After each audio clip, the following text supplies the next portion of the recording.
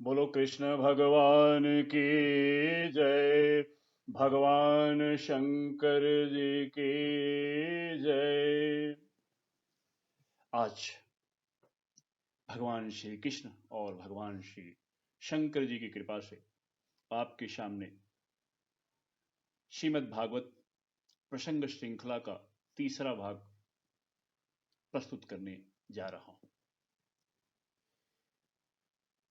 इस प्रसंग का शीर्षक है ध्रुव चरित्र से यह शिक्षा मिलती है कि परिवारजनों से धोखा मिलने पर केवल भगवान की शरण ही परम कल्याणकारी होती है। सबसे पहले हम भगवान नाम सुमिरन। ईश्वरः परमः कृष्णः सच्चिदानंद विग्रह अनादि आदि गोविंदः सर्व कारण कारणम। भगवान श्री कृष्ण समस्त कारणों के कारण है। वह पूरे ब्रह्मांड की रचना, समस्त जीवों की रचना और उनका संचालन, उनकी व्यवस्था ये सब स्वयं करते हैं। इसीलिए सबके कारण वही हैं। वह सबके आदि कारण है। निराकार ब्रह्म उनका उनके सत स्वरूप, शाश्वत स्वरूप का अनुभव कराता है और परमात्मा भगवान श्री कृष्ण के सत और चित, तात्पर्य शाश्वत और ज्ञान की अनुभूति है। परंतु भगवान श्री कृष्ण समस्त दिव्य स्वरूपों की अनुभूति है। वह सतचित और आनंद के पूर्ण विग्रह है। सतचित और आनंद उनमें पूर्ण रूप से विद्यमान है, जबकि ब्रह्म में सत विद्यमान है लेकिन चित और आनंद प्रकट नहीं है। उसी प्रकार परमात्मा में सत और चित दोनों विद्यमान हैं लेकिन आनंद प्रकट नहीं है। लेकिन भगवान श्री कृष्ण में यह तीनों सत, चित और आनंद तीनों प्रकट रूप में उपलब्ध है। अब हम कथा में प्रवेश करते हैं।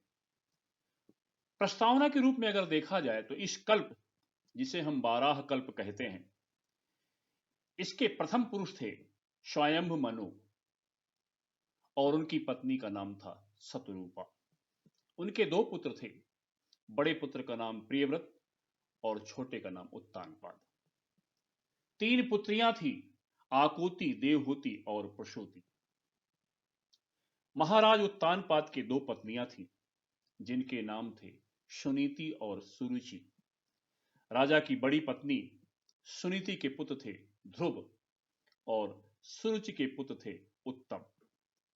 सुनीति भगवान की परम भक्त थी, परंतु राजा उनसे दासी जैसा व्यवहार करते थे।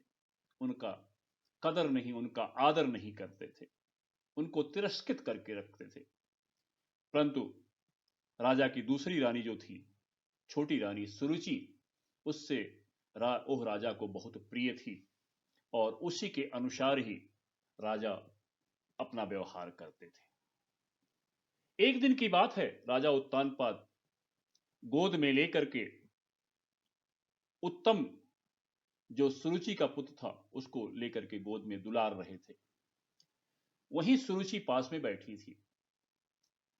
देवी सुनीति तो अपने कुटिया में, अपने आश्रम में रहती थी। ध्रुव जी वहां खेलते खेलते, घूमते घूमते राजा के पास पहुंच गए, अपने पिता के पास। और उत्तम की भांति उत्तम को देख करके उनके अंदर भी उत्साह आया कि मेरे भी पिता हैं, मैं भी इनके गोद में बैठ करके इनका दुलार प्राप्त करूं। लोग कहते हैं सतयुग एक अलग युग था जिसमें कोई द्वेष नहीं करता था, ईर्ष्या नहीं करता था। लेकिन आप दर्शन करें, सुरुचि इतनी ईर्ष्यालु, इतने द्वेष भावना से युक्त थी। जब ध्रुव ने पिता की गोद में बैठने का प्रयास किया, तब उनको पकड़ करके वहां से हटा दिया ध्रुव जी को, और उनको डांटते हुए क्रोध में कहा कि तुमको अधिकार नहीं है राजा की गोद में बैठने का, तुम दासी पुत्र हो।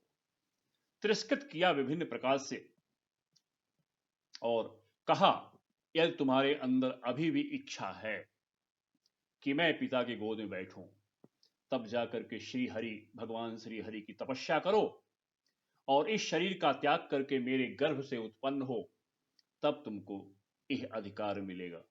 और इस प्रकार उसने तिरस्कार करके उस बालक का, जो मात्र 5 वर्ष का है, आप कल्पना करें कि सुरुचि कितनी क्रूर और राजा भी कितने उसके बस में थे। इतना निकृष्ट बाप भी आप नहीं देखेंगे जिसकी हिम्मत नहीं है, ऐसा व्यक्ति जो हमेशा निंदनीय है। राजा जैसा व्यवहार उनके अंदर तनिक भी नहीं था।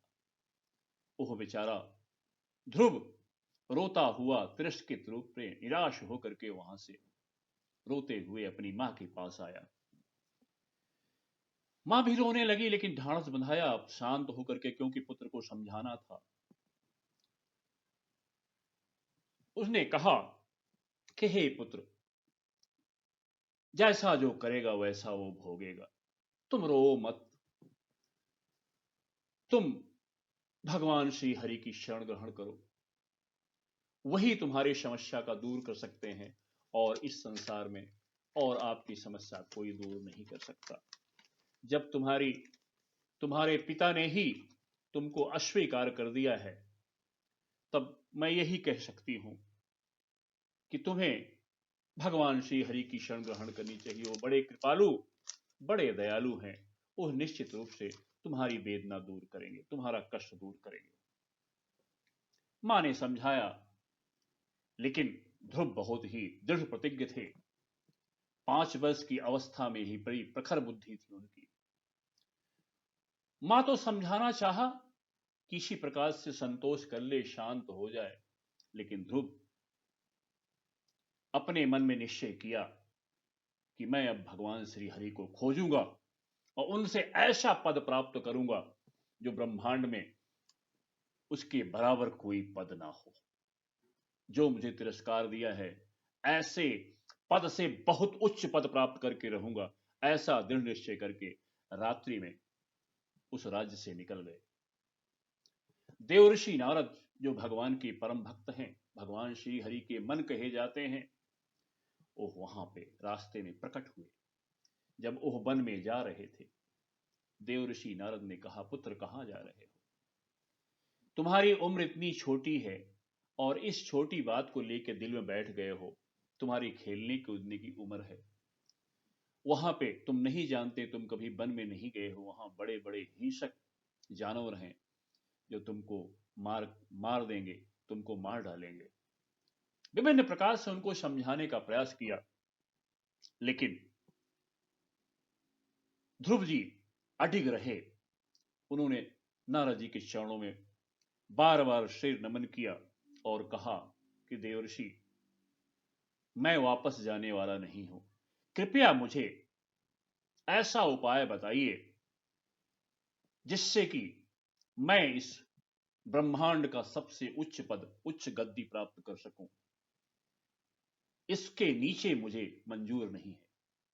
नारद जी ने कहा, बेटा, समझ गए कि यह बच्चा बहुत दृढ़ है, भगवान का परम भक्त है।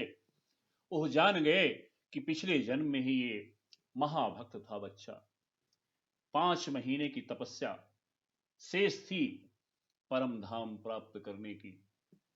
उसी बीच एक राजा की सवारी निकली और इस बालक ने उससे आकर्षित हो गया और इसके मन में यह इच्छा हुई कि मैं भी राजा बनूं। बहुत ही शुद्ध पुरुष थे और इसलिए वो 5 महीने इसके तपस्या का वाकी है, जो हर इच्छा से अब वही समय आ गया है। त्रिकालदर्शी हैं देवर्षि नारद। उन्होंने कहा, पुत्र, तुम्हारी माता ने जो तुमको उपाय बताया है भगवान श्री हरि की शरण ग्रहण करने का, वही परम कल्याणकारी है। हे बेटा, तेरा कल्याण हो, मैं तुमको आशीर्वाद देता हूं। अब तुम यमुना के तट पर स्थित मधुबन जैसे पवित्र स्थान पर जाओ और वहां श्री हरि का, क्योंकि वहां श्री हरि का नित्य निवास है, वहां तुम नियम पूर्वक रहो और नियम पूर्वक रह करके भगवान की आराधना करो। वहां तुम जा करके उनको मंत्र दिया, गुरु मंत्र दिया कि पुत्र इस मंत्र को याद कर लो, इसे ही जपना। ओम नमो भगवते वासुदेवाय। हे पुत्र, इस मंत्र का जाप करना, भगवान श्री हरि निश्चित रूप से तुम्हारी अभिलाषा अवश्य पूरी करेंगे। इस प्रकार नारद जी ने वहां से विदा लिया, विदा हुए और वहां से आए और राजा उत्तानपाद के राज्य में आकर के राजा उत्तानपाद को बहुत ही फटकारा कि तुम स्त्री वश में इतना हो गए हो कि अपने पुत्र को इतना तिरस्कृत किया कि वह वन में चला गया। उसके साथ वहां क्या होगा तुमको मालूम है? पूर्ण तिरस्कार किया। राजा ने क्षमा मांगी, बोला कोई क्षमा का स्थान नहीं, तुमने जघन्य अपराध किया है। इस प्रकार नारद जी वहां उनको डांट करके चले गए। बोला कोई चिंता की बात नहीं हो, भगवान हरि का बालक है, वो भगवान हरि की शरण में गया है। तुम्हारी शरण तो निष्क्रिय थी, निर्बल थी, किसी लायक नहीं थी, तुम पिता बनने योग्य ही नहीं थे। इस प्रकार वहां से नारद जी चले गए और ध्रुव जी वहां से आए और मधुबन में पहुंच गए और मधुबन में स्नान करके एक वृक्ष के नीचे बैठ गए और भगवान का जाप करने लगे।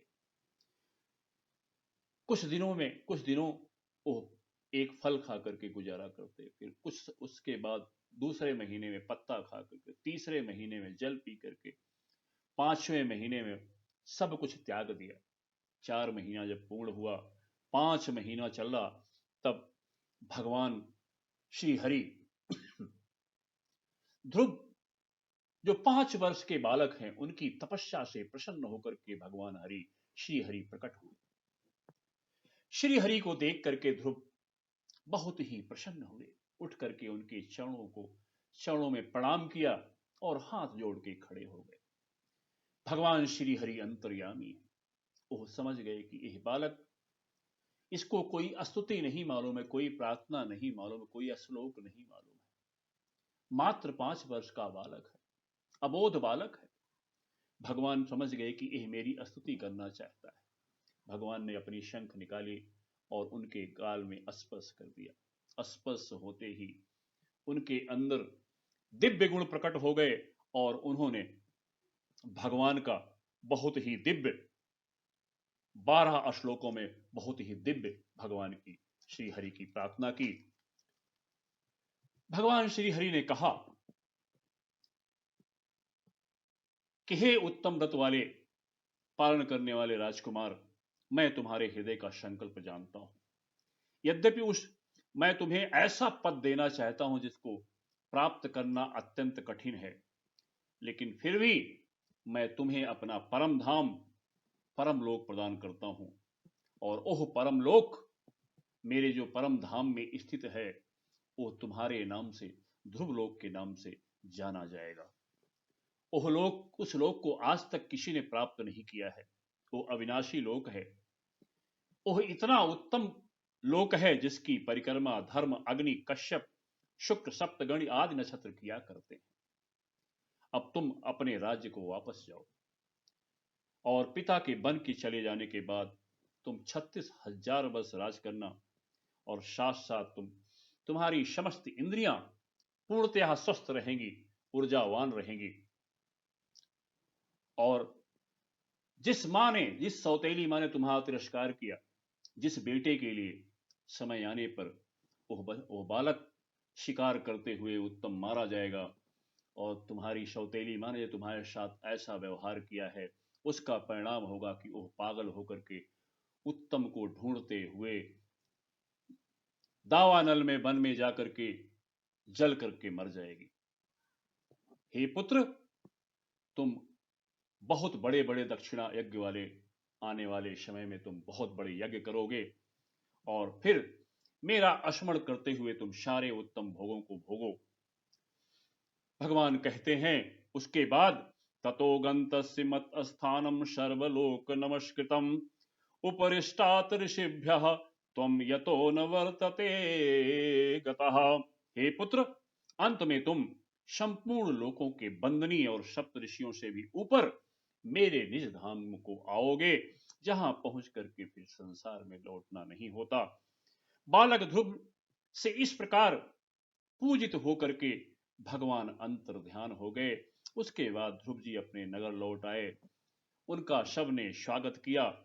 तरुण होने पर, युवा होने पर राजा उत्तानपाद ने ध्रुव को राज्याभिषेक करके वन चले गए। ध्रुव जी ने तत्पश्चात शिशुमार की पुत्री भ्रमी व वायु की पुत्री इला से 2 विवाह किए, जिनसे उनकी पहली पत्नी भ्रमी से 2 पुत्र कल्प और वत्सर हुए और दूसरी पत्नी इला से उत्कल और एक पुत्री रत्ना हुई। एक दिन अविवाहित उत्तम शिकार खेलने के लिए हिमालय क्षेत्र में गया। वहां यक्षों ने उसे मार डाला।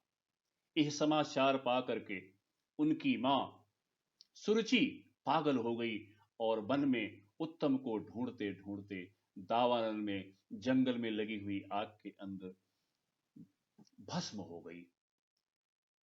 ध्रुव जी ने उसका बदला लेने के लिए यक्षों पर आक्रमण किया और बहुत सारे यक्षों का वध किया, लेकिन स्वयं मनु के हस्तक्षेप से वापस आए और अपने दादा स्वयं मनु के चरणों में गिर करके क्षमा मांगी। उसके बाद ध्रुव जी ने 36,000 वर्ष तक राज किया। बड़े बड़े दक्षिणा वाले यज्ञों से भगवान यज्ञ की आराधना की। फिर 36,000 वर्ष के बाद उन्होंने अपने पुत्र उत्कल को राज्य सौंप कर करके बद्रिका आश्रम चले गए। वहां उन्होंने बड़ी कठोर तपस्या की और भगवन्मय हो गए। सब कुछ भूल गए, भगवतमय हो गए। अंतिम समय आने पर एक दिन ध्रुव ने बद्रिका वन में दिव्य विमान उतरते हुए देखा। विमान से भगवान श्री हरि के 2 पार्षद नंद और सुनंद उतरे और ध्रुव से कहा कि भगवान श्री हरि के आदेश से आपका समय इस संसार में समाप्त हो गया है। अब आप परम धाम चलें, यही भगवान श्री हरि की इच्छा है। यह सुन करके ध्रुव ने स्थिर रहे। उन्होंने स्नान किया, संध्या वंदन किया। वहां आसपास के रहने वाले समस्त संतों महात्माओं के आश्रम में जाकर के सबका आशीर्वाद लिया और विदा ली। तत्पश्चात जब वे उस विमान पर चढ़ने को तत्पर हुए, तब काल मूर्तिमान होकर के उनके सामने खड़ा हो गया। तब ध्रुव जी ने, तदा उत्तान पादः पुत्रो ददर्शः अंतकम आगतम मृत्योः मूर्धन्य पदम दत्वा आरूरोह अद्भुतम गृहम्। तब ध्रुव जी ने उस मृत्यु के सिर पर पैर रख करके उस अद्भुत विमान पर चढ़ गए। चारों तरफ जय जयकार होने लगी। उसी समय उनका स्मरण आया कि मेरी माता जी तो रह गई। इस बात को समझ करके नंद और सुनंद जी ने कहा कि आपकी माता जी आगे वाले विमान में देखो, वो आपके ही धाम में आपके पास ही जा रही हैं। इस प्रकार उस दिव्य विमान पर चढ़ करके ध्रुव जी त्रिलोकी को पार करके सप्तऋषि मंडल से भी ऊपर भगवान श्री हरि के नित्य धाम पहुंचे, जहां उन्होंने अविचल गति प्राप्त की, जिनका नाम हमेशा हमेशा उपलब्ध है। सब लोग ध्रुव लोक को जानते हैं। इसका निष्कर्ष यही निकला, इस प्रसंग का, ध्रुव के प्रसंग से यह शिक्षा मिलती है कि जब भी हमें परिवारजन त्याग दें, तिरस्कार करें, या संसार में हमें कोई निराशा हो, हताशा हो, ऐसी स्थिति में किसी और का आश्रय नहीं लेना चाहिए। हमें अपने परमपिता ब्रह्मांड नायक, अपने परमपिता भगवान श्री हरि का आश्रय लेना चाहिए। क्योंकि उन्हीं के आश्रय में हमारा परम कल्याण अपने आप होता है। ऐसे भगवान श्री हरि वही हमारे आश्रय हैं, उनको हम बार बार नमन करते हैं। बोलो भगवान श्री कृष्ण की जय।